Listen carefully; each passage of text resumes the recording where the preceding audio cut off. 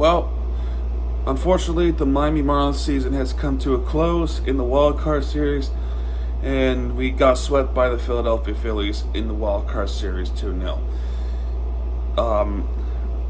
Before I break down this game, I just want to express just how proud and thankful I am with this Marlins organization, how much product they produce in this past off season, and it really produced a pretty good team, a good enough team to get us into the playoffs. Even though in the second half of baseball, I felt like we didn't deserve to make playoffs anyway. And then they spark a fire in the month of September to get us back into the game, and then got us into the playoffs for the fourth time in history. So really, I will say this: the Marlins season has been really fun to watch, except for the good portion of the summer. But still, I would consider this a really memorable season, despite what happened in the playoffs. I wouldn't trade for anything just to get us to the playoffs. That's really all I wanted to see, is just making it to the playoffs, and let's see what they do. And then unfortunately, it was just not enough to get past Philadelphia. Philadelphia's pitching staff is really good. The hitting is also unique. While the pitching is decent for the Marlins this season, the batting a lot of times just were not clutch enough. So either way, really good Marlins season. And then, yeah, all right, let's break this down. So Braxton Garrett versus Aaron Nola. Nola, I mean, he pitched through 7 innings, which is pretty unexpected, actually. Although Nola is known for being a great pitcher anyway. But anyway, in the first inning, we start off with with in and out, with Arias lining up to left. Soler struck out swinging, and Bell struck out swinging. So we start off 3-0. Braxton Garrett makes his shine into the playoffs, and he actually did a 3-0 as well. Schwarber struck out swinging after getting behind. Trey Turner also struck out swinging, and then Bohm flied out to shortstop. Marlins got to a 3-0 in the second inning. Shazam ground out to first. Shazam had an awful night. Grounded out to first. Berger grounded to third, and Taylor Cruz flied out to left. Then in the bottom second, Harper struck out swinging. JT Realmuto, former Marlin, just of course, double to right. Castellanos with the first pitch flied out to center, and then Stott struck out looking. So there was a pretty good pitch right there.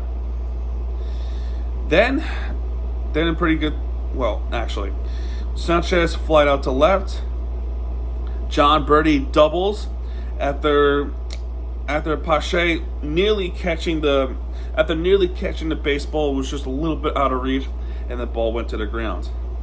So then here comes Jacob stalling, and then this is where things go horribly wrong, and then things turned for the worse, and definitely went for disaster.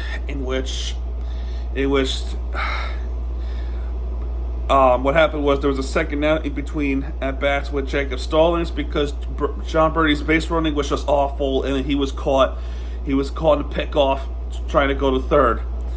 And then right that in there, when he had a scoring opportunity, the big scoring opportunity for the Marlins in the third inning, gets picked off going to third, and then disaster struck right there. Jacob Stallings grounded out to third, and like I said, with that pickoff, things got turned for the worst. Bottom third, Pache walked. Rojas struck out swinging. Schwarber doubled to right, and that allowed Pache to score. And then after that, Trey Turner singled to right. Schwarber scores there, and right there it is 2-0 Phillies right off the spot. Bomb grounded out to shortstop. That allows Turner to go to second, and Harper fouled out to first. So that was caught by Bell. So then we go to the fourth. No surprise. A 3 and outs. Araj just had an awful day.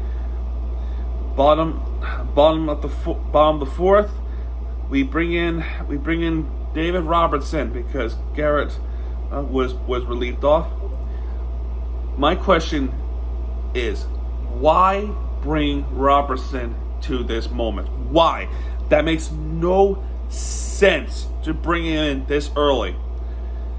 And then it proves it because a former Marlin, JT Realmuto, hits a home run to left. So it's 3-0 Phillies. It just makes no sense. He was good from then and there because he struck out 3 batters after the home run he was given, looking and 2 swinging. Cassiano struck out looking, Stott struck out swinging, and Pache struck out swinging.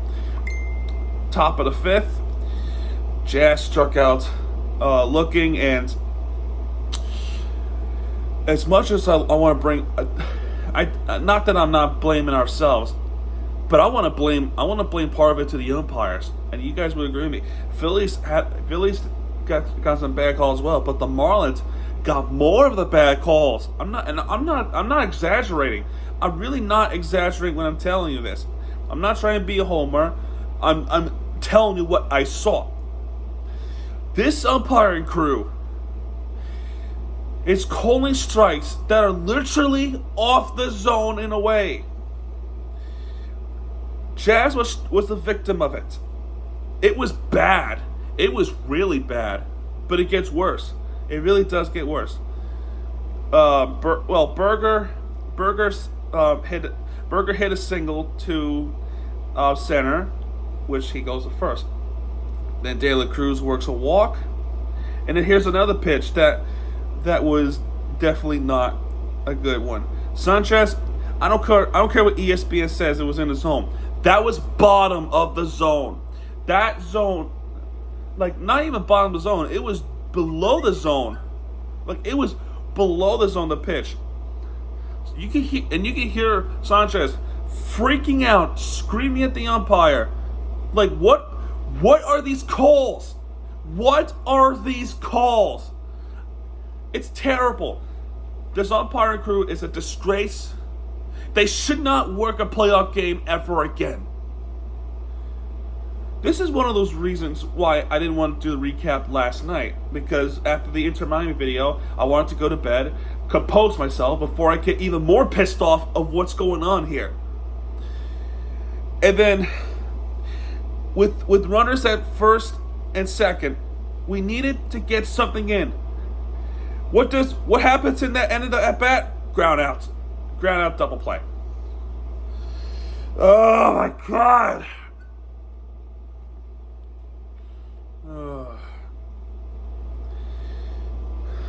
Phillies bottom 5,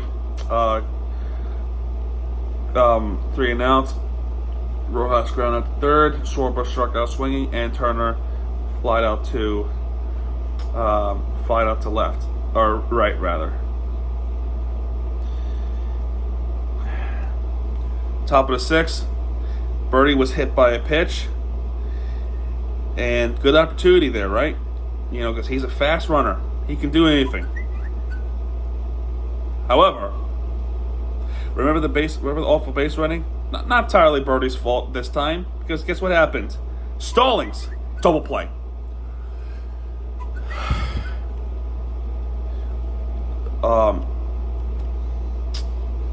This was the Marlins' problem all year, literally since the beginning of the year. Just double plays, over and over. I think we're over 150 double plays this season. That's not good. That's something that they need to work on this off season. That's something that they need to find out during the off season where they have where they need to get good batters. And I don't know. I sometimes think that the hitting coach is more like they're doing too much, and then they always find themselves into a double play situation in the situation where we need to win most. Arise, flat out to right. So, yeah, not necessarily 3 and outs, but it is not good. Bottom of 6, and this is right then I knew the season's over. Bomb doubles to left, and it always seems like throughout the series, Phillies know how to find holes, gaps where they can get on base. Marlins are not fortunate. You go back to the 3rd inning, right? Turner singling to right. Did you know that was off Braxton Garrett, and his glove flew off? I didn't tell you this. But it seems though as the location of the ball can go just the right spot, and then they easily get doubles. And it bounces off a certain wall. It sneaks past a certain wall. Harper walks. Well, actually, before Harper was walked, Nardi comes in for Robertson. Andrew Nardi walked Harper. Real Muto popped up to first. So, okay, 1 out. Castellanos first swing, grounded to Jake Burger, and Jake Burger commits an error. Oh my God, that's something you gotta make that play.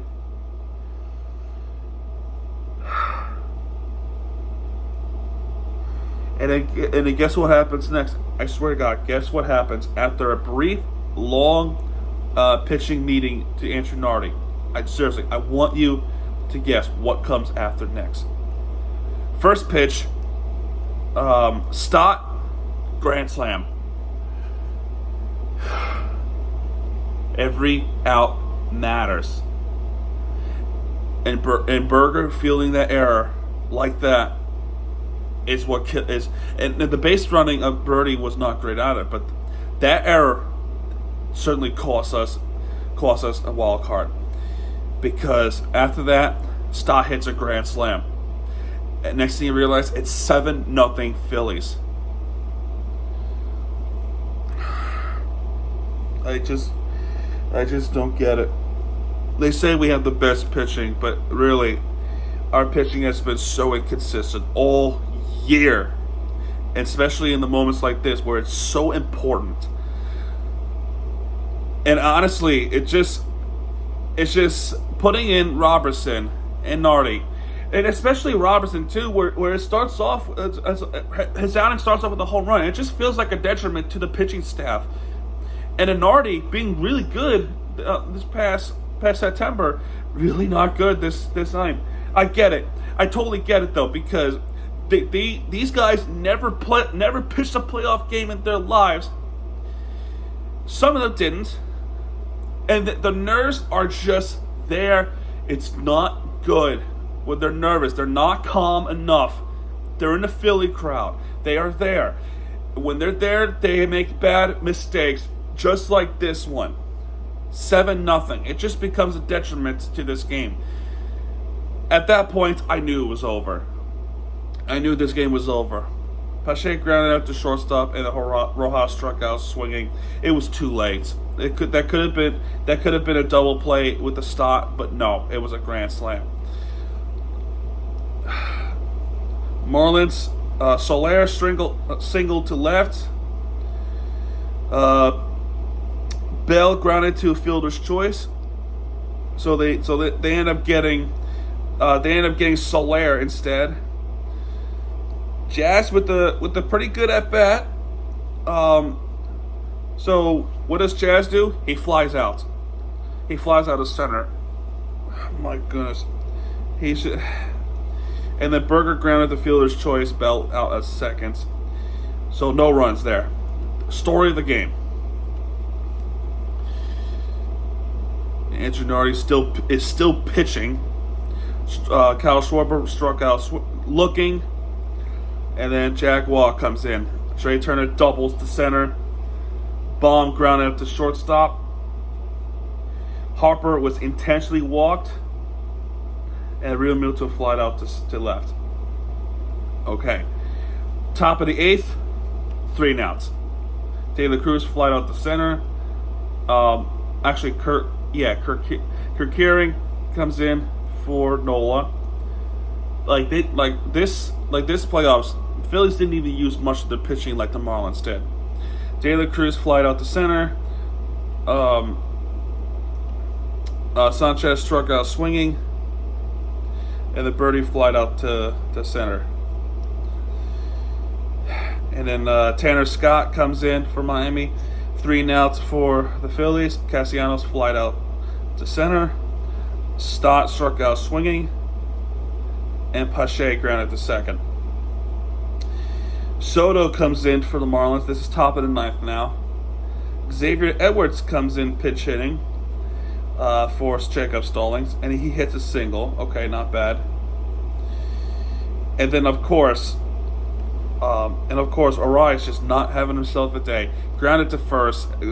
Xavier Edwards moved to second, and that's already 1 out. Soler struck out looking, so we're down to the final outs. Birdie finally did something good, which he did do something good. They did something bad. Birdie singles to left that allowed Xavier Edwards to come in to score. So at least no shutout there. No shutout for the Marlins tonight. Well, last night, because now it's currently the morning after of the game. It's October 5th. Yesterday was just pure anxiety, and I don't need to explain why. Then Jazz comes out. Remember, video game cover. Struck out looking. Ball game. Yeah, and the Philadelphia Phillies. I think it was obvious that they were gonna win this series. Just the way how they're playing, they're inspired. They're good. They are definitely. They're definitely a better team, and we're expecting them to be a better team. But the Marlins just didn't have the power, didn't have the fire to fight back like that. The batting has been awful this playoff series, and you would think with Arias being a good contact hitter, it's just they could not figure out how to get on base. They just couldn't. And then right then and there, that's when our season ends last night. When we look at the box score, Nola, of course, winning. He pitched 7 innings. He only gave up 3 hits, no runs, 3 strikeouts. Braxton Garrett with 3 innings pitched. He gave up 3 hits and 2 runs, 5 strikeouts. So that's good. That's good for Garrett, but not good at the same time with giving up 2 runs and 3 hits, but 5 strikeouts. That's pretty impressive with a strikeout. So the Marlins got 5 base hits. Arias is 0 for 4. Soler 1 for 4, 1 for 3. I think it's 1 for 4. Josh Bell 1 for 4, but he did have an RBI. Jazz Chisholm 0 for 4. Jake Berger 1 for 3. De La Cruz 0 for 2. One of them was a walk. Jesus Sanchez 0 for 3, and that's really not his fault. Really not his fault. And neither is Jazz, too, that won the inning. John Birdie 1 for 2. Jacob Stallings 0 for 2, and Xavier Edwards pinch hitting got himself a hit. For the Phillies hitting, Schwarber 1 for 4. Turner 2 for 4. Baum 1 for 4. Bryce Harper 0 for 2, but he was walked once, and that allowed him to get run in. Real Muto 2 for 1. That includes the home run. Castellanos 0 for 4, but he was walked. Stott 1 for 4. That includes that grand slam. So that's 4 RBIs he has. Pache 0 for 3. But he was awarded a ball. He was awarded base, and Rojas is 0 for 3.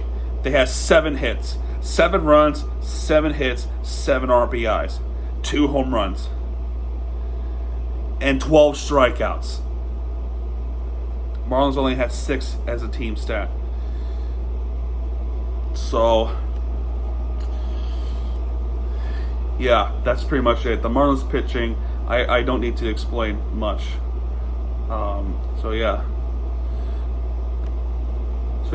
let's see. Garrett, 3 hits, 2 runs scored, 5 strikeouts. David Robertson, 4 strikeouts with two earned runs. Nardi, 2 earned runs. That was that grand slam. 2 strikeouts at least. Jaguar just comes in relief. He only gave up 1 hit. And Tanner Scott with 1 strikeout. So in total, the Marlins had 12 strikeouts. So that's pretty okay. Aaron Nola, 7 innings pitched, 3 hits, 3 strikeouts. Kirk Herring, 1 inning pitch, 1 strikeout. Soto, 1 inning pitch, 2 hits, 1 earned run. That was Birdie giving Edwards a green light, and then 2 strikeouts. So at that point, the Marlins season comes to a close. Marlins season ends. Definitely proud of the team for making it that far, and now their goal, make it back to the playoffs and get further than what they normally could in the times that they would make it to the playoffs. Usually they would down 1 and then they would win out and then make it to the World Series. This time it was not the case. Reality set in, and yeah, folks. Anyway, there you go. That's gonna do it for this video. If you have enjoyed this video and not the game, if you have enjoyed the season, hit the like button, subscribe for content, because Miami TG has your back, and when he does, he'll be right there with you for the entertainment you deserve. I do apologize for not making so much Marlins videos. Probably just because it was really a headache to watch at times. It's a long, brutal season, and really anything could happen in the season throughout. It also didn't help that a lot of our guys got hurt in the wrong timing. We didn't have Alcantara, we didn't have Perez. They were pretty much done for the season, and the relief pitching is just low, and some guys got ice cold at the wrong time, like AJ Puck, for example. He was a good pitcher in the first half, and then he just completely slacked off. But however, I do now that the season's over, I cannot make more Marlins video now, because now we have to wait until this free agent signing, April, March. I don't know.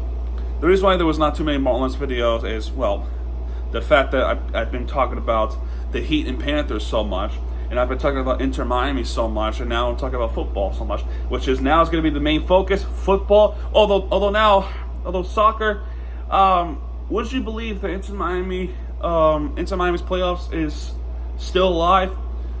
They're still 5 points out. I'm just shocked, and I don't know. We'll see what happens with Inter Miami. But for now, Marlins season is over. They didn't make it to the pros. They pretty much suffered what the Dolphins suffered. They lost in the first round. Yeah, we did. I did contemplate. Not contemplate. I was thinking when we made the playoffs, is this the second year that all 4 Miami sports teams made it to the playoffs? The answer is actually yes. I did do the research, and I can confirm to you that this is the second time all teams make playoffs in the calendar year. We got the Dolphins making it in January 8th, 2023, in 2023. I understand it's 2022 season, but in 2023, they have made it to the playoffs. Miami Heat made it to the playoffs. We all know how that went. They made it all the way to the finals as the 8th seed. Same thing with the Florida Panthers, especially the Florida Panthers making it all the way to the finals. And then we got the Marlins making it to the playoffs, but ultimately losing in the wild card, just like the Dolphins did. So, and then the Hurricanes basketball, women's and men's, all made it far. Women's team made as far as Elite 8, and the Mets made it all as far as the Final Four. Same thing with FAU Owls. Now, what about Inter Miami? We find out. We find out in a few weeks.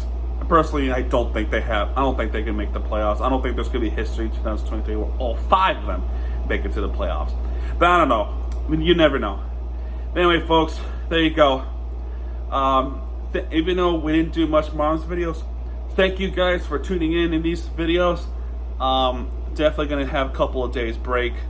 And then Saturday we go back to work with Inter Miami and the Miami Hurricanes. So, yeah. And then next thing you know, hockey season. So I'll definitely going to be doing a Florida Panthers season preview next week. During my vacation. And then yeah, folks, that's gonna do it. If you like this video, hit the like button, subscribe for more content, because Miami TVG has it back, and when he does, he'll be right there with the affiliate team you deserve. This team made me proud. And yeah, folks, this is Miami TVG. Go Marlins, even though we didn't make it far. And I'll see you guys Saturday. Good night, everybody.